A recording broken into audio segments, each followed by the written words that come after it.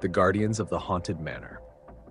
Deep in the countryside, there was an abandoned mansion known as Blackthorn Manor. Locals whispered about its dark history, a family that disappeared overnight, leaving only bloody handprints on the walls. Even more chilling were the rumors of the mansion's supposed guardians, zombies cursed to protect the grounds from any trespassers. Despite the warnings, four thrill-seeking friends, Jack, Rachel, Liam, and Sophie, decided to explore the manor on Halloween night. Armed with flashlights and a video camera, they crossed the rusted gates, the creaking sound echoing into the cold night air. "Come on, it's just an old house," Jack said, pushing open the heavy front door. Inside, the air was thick with dust and the scent of decay.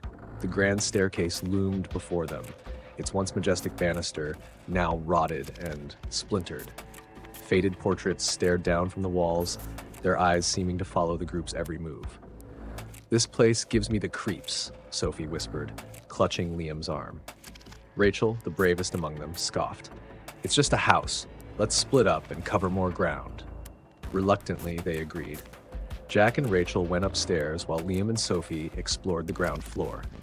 As Jack and Rachel wandered through a corridor of bedrooms, they found a journal on a bedside table. Its pages detailed experiments performed on unwilling victims, their fates left to dark magic. "Looks like someone was into some creepy stuff," Jack muttered, flipping through the pages. A sudden crash from downstairs made them jump. "Liam? Sophie?" Rachel called out, but only silence replied. Meanwhile, Liam and Sophie had discovered a hidden door leading to the basement. Against their better judgment, they descended into the dark, their flashlight beams slicing through the gloom. The basement was vast, its walls lined with shelves of jars containing unidentifiable remains. At its center was a large iron cage, its door hanging open. "This isn't right," Sophie stammered. Before Liam could respond, a low growl resonated from the shadows. Shambling figures began to emerge, rotting flesh, hollow eyes glowing faintly in the dark. "Run!" Liam shouted, grabbing Sophie's hand. Upstairs, Jack and Rachel heard the screams and bolted downstairs. They froze as the zombies crawled up from the basement, their decaying forms now fully visible. "Don't just stand there!"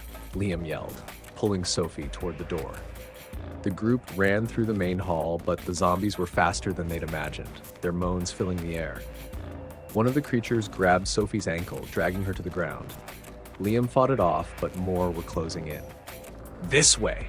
Jack shouted, leading them into the dining room. They barricaded the door with a heavy table, but the pounding on the other side grew louder. Rachel noticed a trapdoor in the corner. "Over here!" The group climbed down into a tunnel, the air damp and suffocating.